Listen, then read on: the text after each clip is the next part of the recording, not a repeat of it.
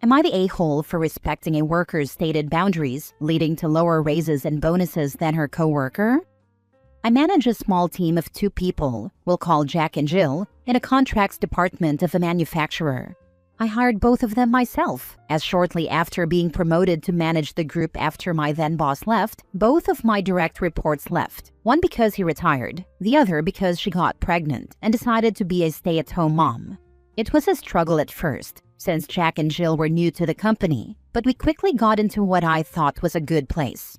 They've both worked for me for 2 years. Jack is a single guy, no kids. Jill is also single, but explained to me in her interview 2 years ago that she is a mom to a 5-year-old, and work-life balance was extremely important to her. She said she'd give 100% during the scheduled working hours, 8:30 to 5, of which 1/2 hour is lunch, but that she would not work extra hours, wouldn't take work home, wouldn't work weekends, and couldn't travel. I hired her with that understanding. We have a lot of routine work that can just be done anytime, part of the reason I can respect Jill's boundaries. But sometimes projects come along that require immediate attention. For example, we're in the Eastern time zone, and a contract may come in at 4 p.m., our time from our West Coast team, and they may want it reviewed and turned around that same day, with whoever does the review being available for follow-up into the early evening, as they're trying to close the deal. Jill can't take those projects because of her strict 5 p.m. limitation, so I either do them myself, or if Jack is willing and able to do them, he takes some of them. To be clear, I do not dump all of these on Jack. I do my share of after-hours work. I thought this arrangement was working well. Both Jack and Jill are skilled, competent workers, and if they both work the same hours, their output would be almost identical. However, because Jack is willing to put in extra hours, maybe 5 to 10 hours more per week, he gets more done. I've also sent him on some trips for on-site negotiations with clients that required overnight travel, which Jill can't do. The result is that, while I hired them at the same salary, Jack has received slightly higher raises and bigger year-end bonuses than Jill. Although I didn't think Jill knew this since we don't share this information, and I doubt Jack told her. This all came to a head when I was called into HR after Jill's most recent performance review to close out her 2nd year. As I did the first time, I rated her successful. We only have 3 options: needs improvement, successful, and outstanding. We also are limited overall within the company to no more than 10% outstanding. And since I only have 2 direct reports, I have to lobby just to get even 1 outstanding. The first year I rated them both successful, and this year I rated Jack outstanding and Jill successful. If I had to pick between the 2, Jack is going to get the higher rating every time because of his willingness to go above and beyond the call when needed. Jill was upset that she was being penalized, her words, for her work boundaries. Somehow she had learned that Jack got bigger raises and bonuses than she did. Again, I don't know how she learned this. Maybe Jack told someone else what he made, and this got back to Jill through the grapevine. I said yes, that's because he does more work, because he is willing and able to stay late and work weekends, when we're in a crunch, etc. Jill said it was her understanding that she was allowed to work 8:30 to 5 Monday to Friday, and that's it. I said yes, I agreed to that when she was hired, and she is a good worker and I love having her on the team. But that shouldn't mean I couldn't reward someone who objectively did more work than she did, because they didn't have those same strict boundaries. She asked how she could become outstanding, and I looked at the HR rep and said, if we're limited to 10% outstanding, I don't see how Jill would ever be outstanding as long as Jack is here, unless she suddenly becomes way more efficient, or he suddenly becomes less so, because they do equally good work but he does more of it. The HR rep then said, I understand, asked Jill to leave, and then reamed me for what I said, saying employee ratings weren't just about hours worked. I said I agree, but in this case, their work is the same quality. Their clients both like them equally, etc. I have no basis to rate one over the other, except the fact that one is willing to put in more time, unpaid, since we're all on salary, and that I would stand by giving Jack bigger raises and bonuses and a higher rating every time. The HR rep said my bias against a single mom was showing, and I said, what? And walked out. None of this made any sense to me. Am I the a-hole? Now for the top comments. You put yourself in a corner by using hours worked as a metric. It should be about output. Jack is clearly going above and beyond and qualifying for outstanding, while Jill is doing what she's supposed to do. So she's successful, that's clear as day. But yeah, you went about it the wrong way by even mentioning hours worked. You should have very concrete metrics for your ratings, how many contracts did they handle, etc. Look at output. If she can't stay longer because she's a single mom, she is arguing that she should not be penalized for having a work boundary. HR made a big mistake in not talking to you first about your answer and critiquing it or brainstorming it. HR only cares about not being sued and doing things legally. They are worried about discrimination. OP should reach out to the same HR person and set up a meeting. Ask why she was not given a meeting with HR alone before the meeting with all three parties. Then request one the next time you have an HR complaint. Also go through all the answers you are getting on Reddit. There are a lot of great ones here, and ask which one would be best if/when it happens next year. OP very clearly states their efficiency is almost identical. Jack works more hours, therefore his output is higher. This was clearly stated in what OP wrote. But that shouldn't mean I couldn't reward someone who objectively did more work. One of a number of times OP has explicitly stated more work that directly and unambiguously refers to output.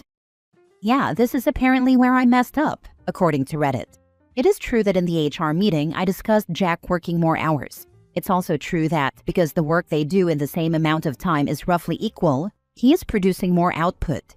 To me, it's silly that I have to play these semantic games around output versus hours. If Jill had asked, or we had advertised, for a part-time position where she only worked 30 hours a week instead of 40, I presume she would have expected to get paid less than someone performing a similar role but working 40 hours a week. Then if it turned out she was a superstar who could do in 30 hours what someone else did in 40, I would, as a good manager, have to figure out how to compensate her appropriately. But if, as one would expect, she simply produced 75% of what the 40-hour worker did, no one would be surprised or upset that she was paid differently. So I guess I don't understand why it's a surprise to anyone when someone who works 45 to 50 hours in an average week is paid differently. Especially when I'd be more than happy to give her the same opportunity, except she expressed at the outset that she didn't want it. Again, I get that at the end of the day, it's about output, not hours. But as I said, the nature of the work is such that more hours pretty much automatically translates into more output. I think I should be given enough credit that I am capable of recognizing the difference between an employee who is working more hours and getting more done versus an employee who stretches 8 hours of work a day into 10 hours and therefore appears to be working more but really isn't doing more. Next story. Am I the a-hole for turning up to run lit up like a Christmas tree? I'm not entirely sure I am in the wrong here just because of how strongly some people feel about it. My coworker, let's call her Anna, is just getting into running and asked if I would join her for a run one night after work. I agreed, as I am an avid runner. We went for the run last week and only managed 5 minutes before Anna called it, refusing to do any more with me because of how I was dressed. As it was dark, I had on my running vest that had clip-on lights on both sides, and my head torch so I could see where I was running. I also had some reflective panels on my clothing. Anna told me that I looked ridiculous lit up like a Christmas tree, and that she wasn't going to be seen with me dressed the way I was. Anna had dark clothing on with just some thin reflective strips. I told Anna that I take my safety when running at night seriously, because I was hit by a car 2 years ago when running. I didn't see the car as it came around the corner at speed, nor did they see me. It took me months to just get back on my feet, and I'm still not running the mileage I used to. I used to run without any lights and was just reliant on the small reflective panels on my clothes. Someone in our work group chat, it's a social chat not work-related, asked how the run went and asked if we were now going to have a team running club. Anna posted that the run didn't go to plan because I was dressed ridiculously, but that she loved the idea of having a team running club.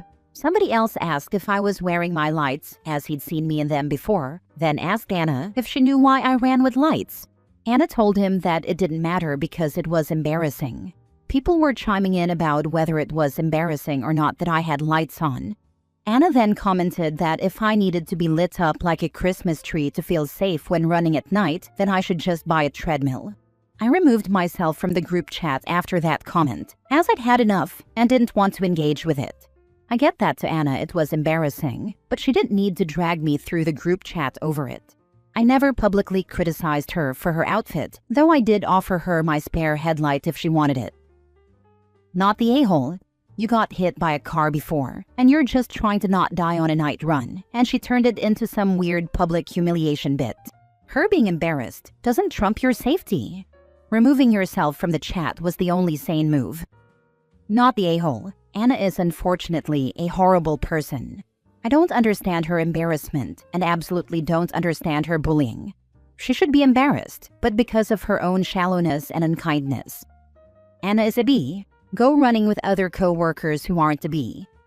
And when Anna gets hit by a car while running in the dark, buy her a light as a get-well gift. My daughter's best friend was hit and killed walking across the street in broad daylight. One time at night, I saw a dude on a bike get hit by a car.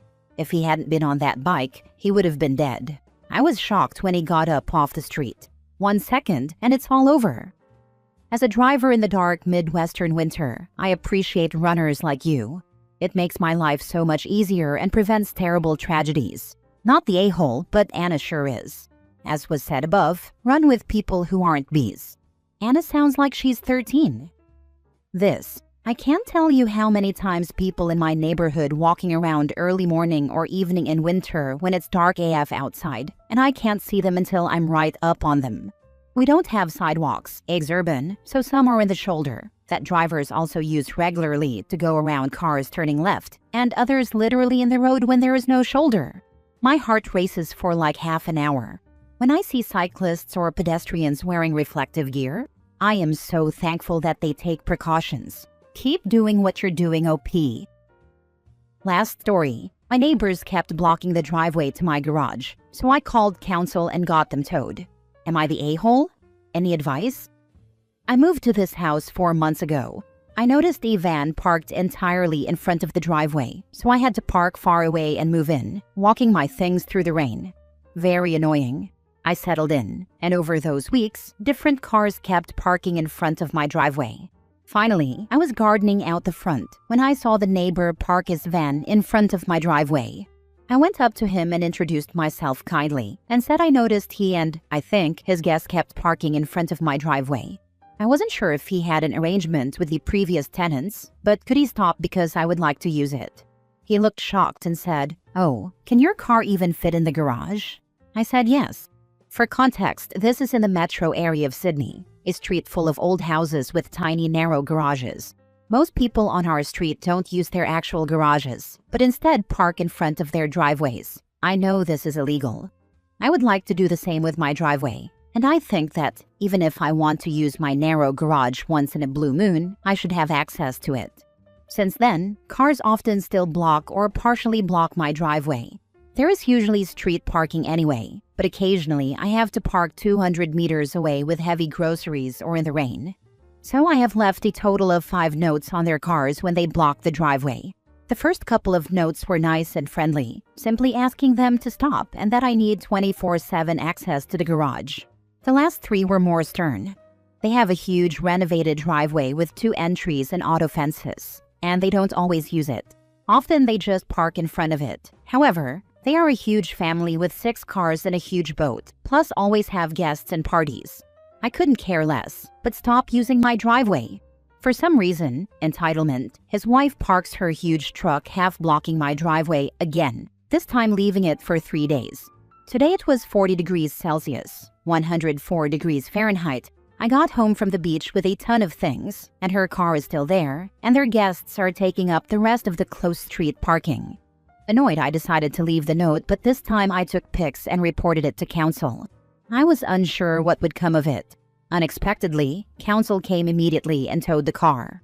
I don't know what I expected, but I thought maybe they'd just talk to them, send a letter, or give a fine. I believe they will know it was me who reported them to council. Now I feel like they are going to try and confront me or do something because they seem like those kinds of people. I am a 29 female but look a lot younger. My housemates are 24 and 25 female, so I feel like they thought they could just do what they wanted and assumed we would be too intimidated. After they disregarded you the first time, I would have informed council then. Thank you. I actually did a couple of times, but I didn't take pictures. So maybe that's why they didn't come immediately like they did today. And if they keep blocking your driveway, take pictures and tow them each time. Eventually, they'll get tired of the financial consequences and the process of getting their vehicle back. Not the a-hole, it's refreshing to hear that local council did something useful. Also Aussie here, and when I had someone park across my driveway and I couldn't get out to go to work, I called the police and they said they couldn't do anything. It was nighttime, but I still wouldn't have thought to call council. Well played. I know, I was surprised. I have contacted them twice before and nothing came of it, but maybe because it was the third time and I had pictures they could see this a recurring issue. Or maybe they just had a quiet day. This happened to me in the past. A neighbor kept parking across my drive, even when my car was on it. I caught them doing it one day and confronted them.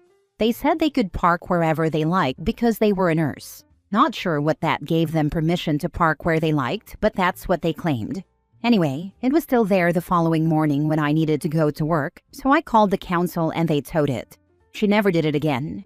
If they confront you over it, just tell them tough. They've no right to park there. If they did, the council wouldn't have towed them. They're in the wrong and have no right to complain. Tell them if they do it again, you'll do it again. You're not the one being an unpleasant neighbor, they are.